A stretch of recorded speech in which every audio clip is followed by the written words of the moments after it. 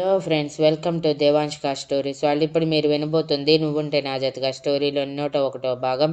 శక్తి కంగారుగా తలపైకెత్తి మహిమ గారి వైపు చూసేసరికి అప్పటికే మహిమ గారు బాధగా రుద్ర వైపు చూస్తూ ఉన్నారు. ఎవరు పడితే ఏమైంది రుద్రగారు, పెడుతున్నారు కదా, పెట్టించుకోవచ్చు కదా అని భయంగానే అడిగింది. రుద్ర సీరియస్గా శక్తి వైపు చూసి ఇక ఏం మాట్లాడకుండా పైకి లేవగానే మహిమగారు కంగారుగా, నువ్వు కూర్చో రుద్ర, నేను వడ్డించనులే, నీకు ఇష్టం లేని పని చేయను. కాకపోతే ఇప్పటి నుంచి నీ తల్లిగా నీ అవసరాలు తీర్చాలి అనుకున్నాను, అందుకే ఇదంతా. నీకు నచ్చలేదని అర్థమయ్యింది, సారీ అని చెప్పి పక్కకి వెళ్తూ ఉంటే శక్తికి బాధగా అనిపించి మహిమగారి చేతిని పట్టుకుని, పాపం కదా రుద్రగారు, అత్తయ్య బాధపడుతున్నారు, కొంచెం మీ కోపం పక్కన పెట్టండి అని క్యూట్గా మొహం పెట్టి అడిగింది. అప్పటికే రుద్ర కళ్ళు ఎర్రగా మారిపోయి శక్తి వైపు చూస్తూ, చూడు స్వీటీ, నువ్వు చెప్పావని వేరే ఎవరో చెప్పారని నాకు అవసరం లేని వాళ్ళని యాక్సెప్ట్ చేయలేను. అది అర్థం చేసుకుంటే నీకు నాకు ఇద్దరికీ మంచిది. అవసరం లేని టైంలో అనవసరమైన ప్రేమలు కురిపించిన వాటికి విలువ ఉండదు. నేనేం చెప్తున్నానో ఎవరికి చెప్తున్నానో అర్థమైందనుకుంటా అని తిరిగి మహిమగారి వైపు చూసేసరికి మహిమగారి కళ్ళల్లో కన్నీరు జారిపోతూ, నన్ను క్షమించు రుద్ర, తల్లిగా నిజంగా ఓడిపోయాను అని చెప్పి ఆవిడ చేతిలో ఉన్న డిష్ డైనింగ్ టేబుల్ దగ్గర పెట్టేసి వంటగదిలోకి వెళ్ళిపోతే రుద్ర అసహనంగా శక్తి వైపు చూసి రూమ్కి వెళ్ళిపోయాడు.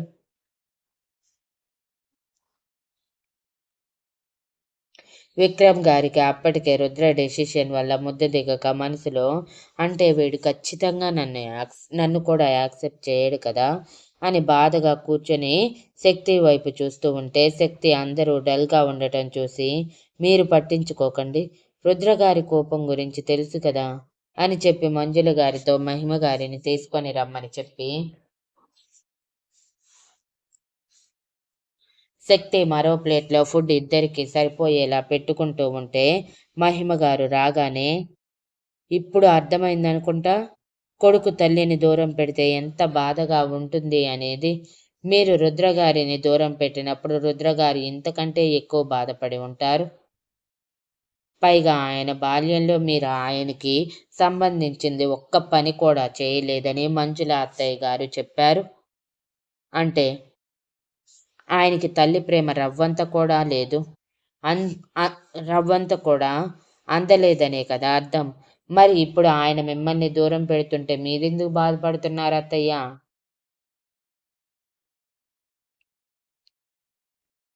మీరు కావాలని తెచ్చుకున్న దూరమే కదా ఇదంతా. మీకు కూడా ప్రత్యేకంగా చెప్పాల్సిన అవసరం లేదు మావయ్య గారు. తండ్రిగా రుద్రగారికి ఏ సమయంలోనూ ఆయనకి తోడుగా లేరు. ఇప్పుడు ఆయన దూరం పెడుతుంటే బాధగా నా వైపు చూస్తే మాత్రం ఆ దూరం తగ్గుతుందా ఏంటి? సరే, అదంతా వదిలేయండి, మీరు బాధపడకండి. రుద్రగారు మీరు చేసిన పనులకి వెంటనే మిమ్మల్ని యాక్సెప్ట్ చేయాలంటే జరిగే పనేనా? మీ ప్రయత్నం మీరు చేస్తూ ఉండండి, మధ్యలో ఆపకండి. రుద్రగారికి మీ మీద కోపం తప్ప ద్వేషం లేదు. ఆయనకి మీ ప్రేమ ఇప్పటికీ ఎప్పటికీ అవసరమే. కాబట్టి అనవసరంగా రుద్రగారు మిమ్మల్ని అవాయిడ్ చేశారని బాధపడుతూ కూర్చుంటే ఇక ఎప్పటికీ మీరు రుద్రగారికి దగ్గర కాలేరు అని విక్రమ్ గారి వైపు చూసి, మీకు మావయ్య అత్తయ్య కనీసం ఒక అడుగైనా ముందుకు వేశారు, అది కూడా చేయలేదు. మీకు ఇష్టమైతే రుద్రగారికి దగ్గరయ్యే ప్రయత్నం చేయండి అని చెప్పి ప్లేట్ తీసుకొని వెళ్ళిపోయింది. శక్తి మాటలు విక్రమ్ గారికి మహిమ గారికి చెంపపెట్టులా అనిపించి బాధగా తలదించుకుంటే ఆనంద్ గారు మాట్లాడుతూ, చిన్నపిల్లకి ఉన్న జ్ఞానం కూడా మనకి లేకుండా పోయింది. తను అర్థం చేసుకున్నంతగా మనం రుద్రని అర్థం చేసుకోలేకపోయాము అని విక్రమ్ గారి వైపు మహిమ గారి వైపు చూస్తూ పని స్టార్ట్ చేస్తే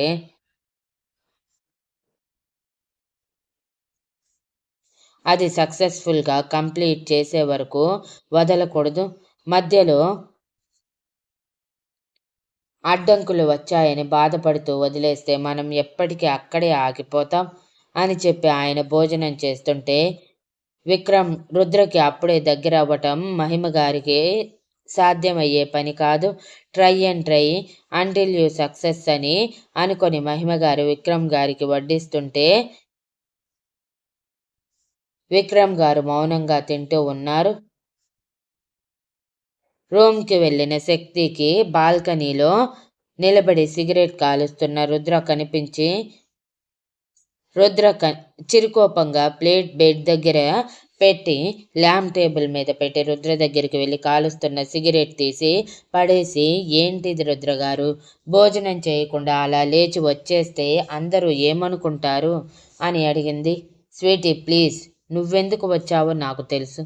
వాళ్ళ గురించి నాకు నచ్చజెప్పాలని ట్రై చేయకు ప్లీజ్. వాళ్ళ విషయంలో నా మనసు ఎప్పుడో విరిగిపోయింది. ఇప్పటికిప్పుడు అది అతికి వాళ్ళని యాక్సెప్ట్ చేయాలంటే అది జరిగే పని కాదు. నువ్వు అనవసరమైన ప్రయత్నాలు చేయకు.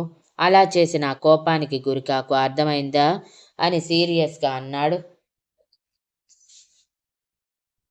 శక్తి రుద్ర కోపానికి భయపడి గుటకలు మింగుతూ, అది కాదు రుద్రగారు, ఒక్కసారి అత్తయ్య మావయ్యలకి ఛాన్స్ ఇవ్వచ్చు కదా.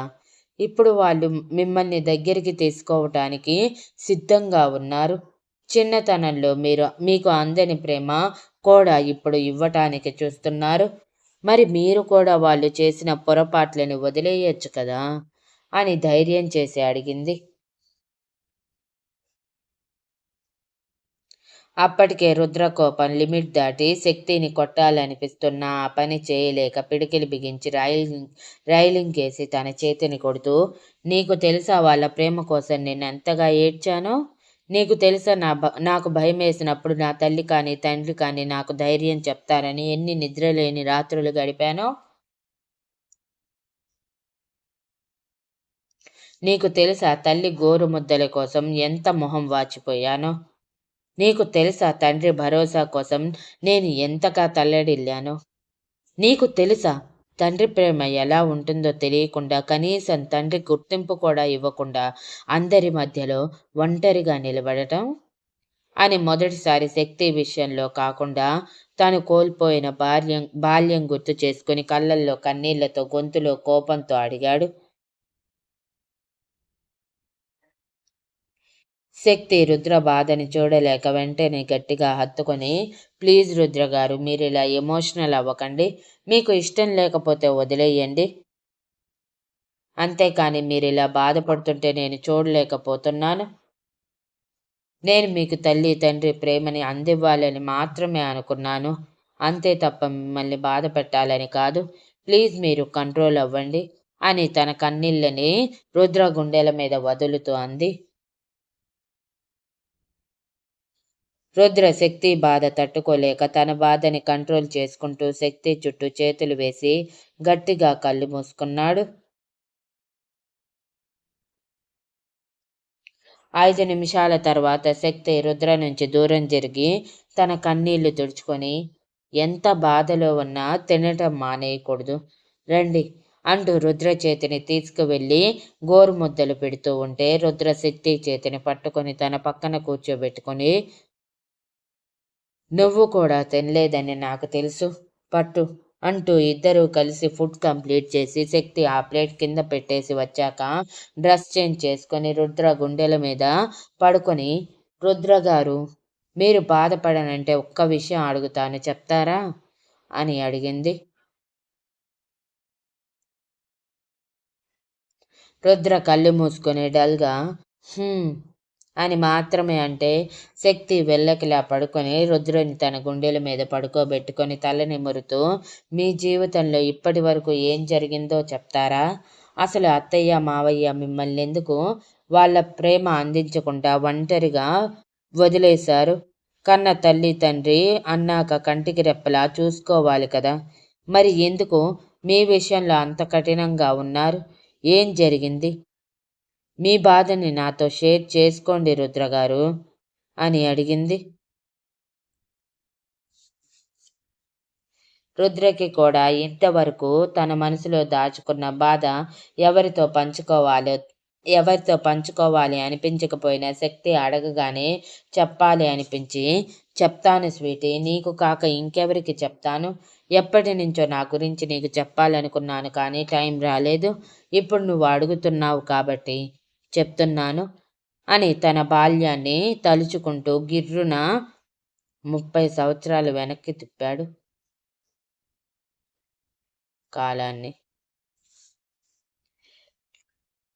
మీరు టైం మిషన్ ఎక్కి రేపటికి రుద్ర బాల్యంలో అడుగు పెట్టండి. నేను వచ్చి మీకు రుద్ర పెయిన్ఫుల్ బాల్యం గురించి చెప్తాను. అంతవరకు బాయ్ బాయ్.